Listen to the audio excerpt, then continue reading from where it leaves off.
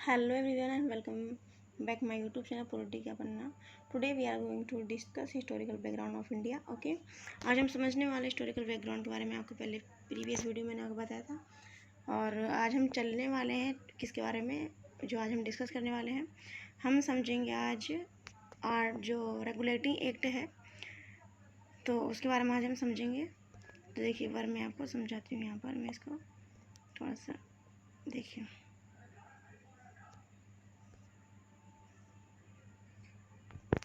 देखिए हम किसके बारे में आज पढ़ने वाले हैं, रेगुलेटिंग एक्ट के बारे में। तो क्या क्या चीज़ें इसमें मेन इंपॉर्टेंट रही हैं उसको हम डिस्कस करने वाले हैं। 1773 का जो रेगुलेटिंग एक्ट आया था उसमें क्या क्या, इस एक्ट के तहत क्या क्या प्रावधान हुए थे। ओके, तो देखिए सबसे पहले क्या प्रावधान रहे 1773 के रेगुलेटिंग एक्ट के अंदर। देखिए एक बार,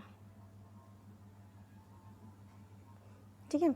1773 के रेगुलेटिंग एक्ट की यदि बात की जाए तो इसमें क्या हुआ था कि ईस्ट इंडिया कंपनी जो थी, मैं यहाँ पे लिख देती हूँ, ईस्ट इंडिया कंपनी जो थी उसने क्या किया था, जो अपने एडमिनिस्ट्रेटिव और पॉलिटिकल जो वर्क थे उन सभी वर्क को क्या हुई थी, उनको मान्यता मिली थी। एक तरह से क्या हुआ था, उनको सर्टिफाइड किया गया था।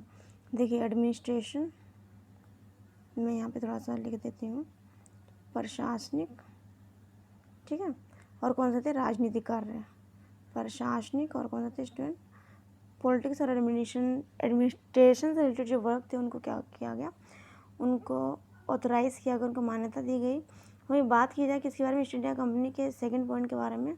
तो जो ईस्ट इंडिया कंपनी के इस एक्ट के द्वारा क्या हुआ कि ब्रिटिश सरकार ने क्या किया, जब ईस्ट इंडिया कंपनी भारत में आ चुकी थी तो मैंने आपको बताया था कि जो ईस्ट इंडिया कंपनी ने इस एक्ट के द्वारा यहाँ पर अपने वर्कों को क्या किया, एक तो इसमें क्या लिखा है,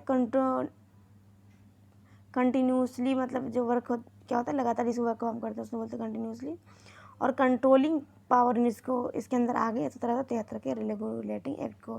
तो हम इसमें क्या लिखेंगे, नियमित, मतलब कंटिन्यूटी आ गई इसके अंदर, इसके साथ साथ इसको क्या हुआ, कंट्रोल, और क्या है, नियंत्रित। इस एक्ट के ज़रिए गवर्नमेंट ने क्या किया, जो ब्रिटिश गवर्नेंस थी उसने क्या किया, ईस्ट इंडिया कंपनी के द्वारा भारत में सरकार को नियमित और नियंत्रित किया। ठीक है। अब इस एक्ट के तहत एक और चीज़ बताई जाती है कि भारतीय जो थे अब इसमें ना अपना बिजनेस नहीं कर सकते थे, जो इंडियन लोग जो थे वो अपना व्यापार नहीं कर सकते थे। ठीक है, अपने ही देश में अपने ही मुल्क में रह करके वो लोग क्या कर सकते थे कि अपना व्यापार नहीं कर सकते थे। ठीक है, अब बात की जाए किसके बारे में कि इस रेगुलेटिंग एक्ट आया था उसके, तो इसके अंदर क्या हुआ था, कोलकाता की यदि बात की जाए, किसकी, कोलकाता की यदि बात की जाए तो कोलकाता में क्या हुआ था, एक सुप्रीम कोर्ट की स्थापना हुई थी। सुप्रीम कोर्ट की स्थापना हुई सबसे पहले कोलकाता में 1773 के रेगुलेटिंग एक्ट के द्वारा। अब भाई क्या होता है, इस कोलकाता में जब सुप्रीम कोर्ट बना तो सुप्रीम कोर्ट में एक जो है क्या रखा गया, हेड ऑफ जज रखा गया, एक रखा गया न्यायाधीश, जैसे कि हमारा CJI होता है, सेंट्रल जज ऑफ इंडिया होता है, CJI और स्टेट में भी होता है हमारा। उसी तरीके से क्या था, एक जो था वो कौन था, हेड जज था, कौन था, हेड जज, ठीक है। उसके बाद में दूसरा कौन था, दूसरे जो थे, अब जो एक हेड जज है उसकी हेल्प के लिए तीन जो थे अन्य न्यायाधीश थे। जैसे कि हम कहते हैं ना क्या, न्यायाधीश कौन बनेगा वर्तमान समय में, जिसने जो है क्या हो, जो वो सुप्रीम कोर्ट में न्यायाधीश वह बनता है जिसने हाई कोर्ट में 10 साल करीब उसको काम करने का एक्सपीरियंस हो। ठीक है, वो बनता है कौन, सुप्रीम कोर्ट में न्यायाधीश। तो इस तरीके से एक तो कौन बन गया, सुप्रीम कोर्ट में हेड जज बन गया, और तीन जो थे अन्य जज बन गए। ठीक है, उसके बाद में ये चीज़ आपने समझी, मैं एक बार दोबारा आपको बताती हूँ, रिपीट करती हूँ। देखिए हमने क्या क्या समझा इसमें। 1773 के रेगुलेटिंग एक्ट को ही मैं आपको आज को पढ़ाऊँगी।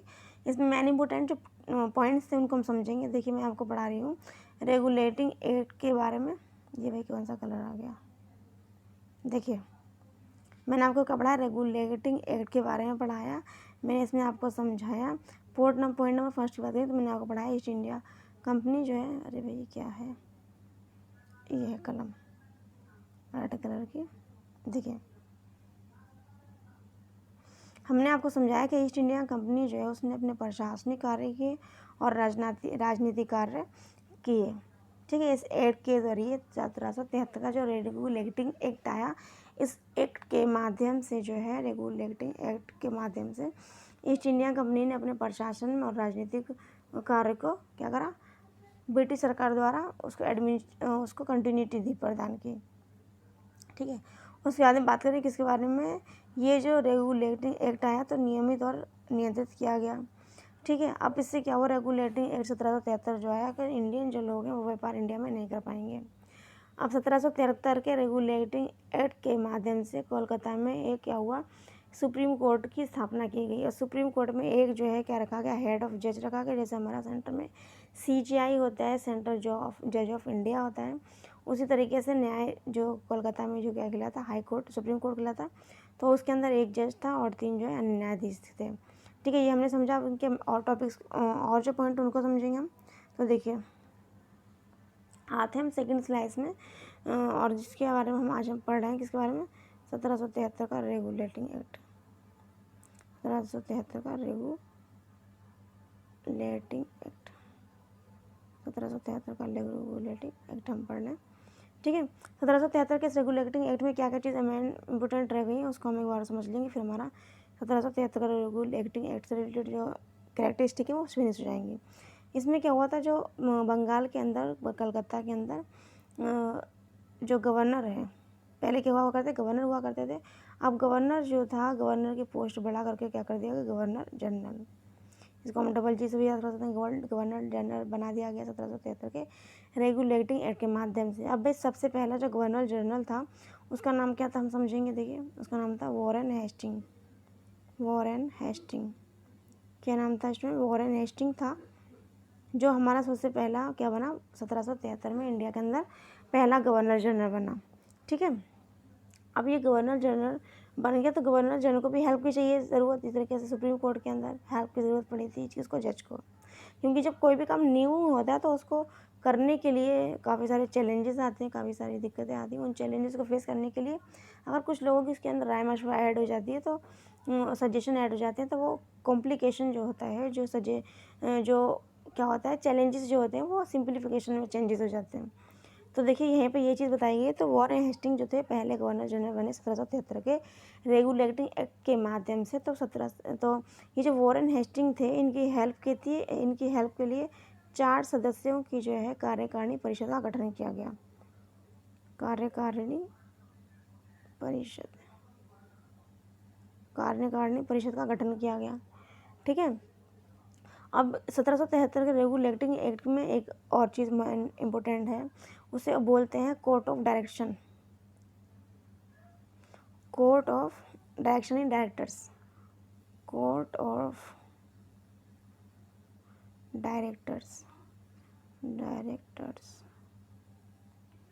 कोर्ट ऑफ डायरेक्टर्स क्या बोला थी भैया, देखिए कोर्ट ऑफ डायरेक्टर्स मीन्स था कि जो कंपनी थी, कौन सी कंपनी, ईस्ट इंडिया कंपनी, जो यहाँ जो ब्रिटेन से परमिशन लेकर के आई थी, मैंने आपको पढ़ाया था, एलिजाबेथ से परमिशन, पहला चार्टर एक्ट आया, परमिशन के माध्यम से ईस्ट इंडिया कंपनी इंडिया में आई बिजनेस करने के लिए।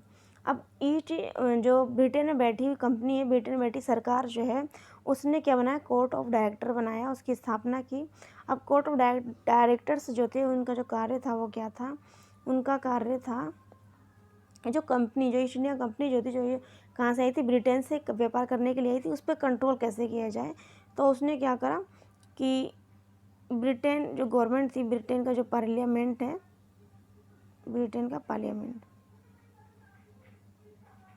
पार्लियामेंट जो है, उसने जो है क्या किया कि कंपनी के ऊपर कंट्रोल किया, क्योंकि अगर ये कंपनी के ऊपर कुछ रूल रेगुलेशन नहीं होंगे, जिस तरीके से होता है ना, कोई पर्सन होता है उसके ऊपर कुछ रूल रेगुलेशन नहीं होता, वो हद से ज़्यादा बिगड़ता चला जाता है। उसी तरीके से कंपनी, कई बार ऐसा होता है बहुत से लोग लिमिटेशन क्रॉस कर देते हैं यदि कोई रूल रेगुलेशन और लिमिटेशन ना हो। तो ब्रिटेन में बैठे हुए जो शासक थे, जो महारानी एलिजाबेथ थी, तो उसने क्या किया, कंट्रोलिंग करना चाहिए कंपनी को, तो उसने कोर्ट ऑफ डायरेक्टर्स की स्थापना की। अब इसने कंपनी को कहा कि तुम्हारे दो काम होंगे, एक फाइनेंस से रिलेटेड होंगे, ठीक है, फाइनेंस मतलब वाणिज्यिक होंगे, और दूसरे जो होंगे वो कैसे होंगे, टैक्स से रिलेटेड होंगे, ठीक है। टैक्स से रिलेटेड मतलब सैन्य मामले, जितने भी आपको सेना इकट्ठा करना है, युद्ध करना है, ठीक है। मतलब इंडिया के अंदर की तरह फूट डालो राज्य करो। इंडिया के अंदर जब ब्रिटिश ने परमिशन दी थी ईस्ट इंडिया कंपनी को, तो ईस्ट इंडिया कंपनी जब यहाँ पर आई थी तो फूट डालो और राज्य करो वाली स्थिति थी। तो ईस्ट इंडिया कंपनी ने यहाँ के राजाओं और महाराजाओं को आपसी में विवाद उत्पन्न करके इन्होंने अपना स्थान बनाया। तो ब्रिटेन में ब्रिटिश सरकार ने बोल दिया इन लोगों से, ईस्ट इंडिया कंपनी से, कि आपको 2 प्रकार के कार्य करना है, एक फाइनेंस से रिलेटेड, दूसरे कौन थे, एडमिनिस्ट्रेशन से रिलेटेड। उसमें क्या था कि अपनी स्थापना करने के लिए इंडिया के अंदर राजाओं को लड़वाना था, युद्ध करवाना हो गया, ये संधि करना हो, ये सभी कार्य 2 अलग अलग तरह के डिवाइड कर दिए गए। किसके द्वारा, कोर्ट ऑफ डायरेक्टर्स के द्वारा 1773 के रेगुलेटिंग एक्ट के माध्यम से। तो बस आज 1773 का रेगुलेटिंग एक्ट होता है यही फिनिश। शॉर्ट वीडियो के माध्यम से हमने आपको समझाने की कोशिश की है, ठीक है। एक बार मैं आपको दोबारा रिवीजन करवा दूंगी। मैंने आपको बताया 1773 के रेगुलेटिंग एक्ट के माध्यम से गवर्नर जो बना करता था 1773 के रेगुलेटिंग एक्ट में, अब वो गवर्नर ना रह करके गवर्नर जनरल कहलाने जाने लगा। तो पहला गवर्नर जनरल जो 1773 के रेगुलेटिंग एक्ट के माध्यम से बना वो था वॉरेन हेस्टिंग। वॉरेन हेस्टिंग जो थे पहले गवर्नर जनरल थे, उनकी हेल्प के लिए 4 सदस्यों की कार्यकारिणी सभा बनी। मैंने आपको ये पढ़ाया। मैंने आपको पढ़ाया कि कोर्ट ऑफ डायरेक्टर्स की स्थापना हुई। कोर्ट ऑफ डायरेक्टर्स की स्थापना की क्या, इसको फाउंड करने की क्या ही मतलब ज़रूरत पड़ी थी। तो मैंने आपको बताया कि ब्रिटेन में बैठी हुई जो महारानी एलिजाबेथ ब्रिटेन का जो पार्लियामेंट था, उन्होंने सोचा कि ईस्ट इंडिया कंपनी जो व्यापार के मकसद से कहाँ पे आई है, भारत में आई है। तो उन्होंने सोचा क्यों ना इनके कार्य को डिवाइड किया जाए कुछ लिमिटेशन के द्वारा। तब इन्होंने कुछ लिमिटेशन इनको बताई, किसको, ईस्ट इंडिया कंपनी को। उन्होंने कहा कि आप अपने कैसे जो आपके फाइनेंस से रिलेटेड जो वर्क हैं, और इसके साथ साथ आपके जो वर्क हैं कौन से, जो कैसे युद्ध करवाना है आपको, अपनी सीमा को किस तरीके से बढ़ाना है, ये सभी से रिलेटेड जो वर्क थे उन दोनों ही कामों को क्या करना है, डिवाइड करना है, ठीक है। उनकी सभी इन्फॉर्मेशन आपको क्या देना है, ब्रिटेन में बैठे पार्लियामेंट को देना है। तो कोर्ट ऑफ डायरेक्टर्स जो है के माध्यम से ब्रिटेन के में बैठे जो पार्लियामेंट के लोग हैं, ब्रिटेन में बैठे राजा जो हैं, उन्होंने ईस्ट इंडिया कंपनी को कंट्रोल किया, ठीक है। तो ये था 1773 का रेगुलेटिंग एक्ट। और ऐसे ही पढ़ते रहिए। तब तक के लिए मैं आपके लिए 1773 के बाद में 1781 का मैं लेके आऊँगी, जिसको हम बोल रहे थे पीट्स इंडिया एक्ट लेके आएंगे 1781 का, ठीक है। 1781 के बाद में 1784 आई थिंक। और फिर इस तरीके से जितने भी एक्ट हैं मैं उनके बारे में डिस्कस करवाऊँगी आपको, ठीक है। और अच्छे से पढ़िए। तो तब तक के लिए keep on following us. Take care, bye bye, God bless you all. Take care, bye bye.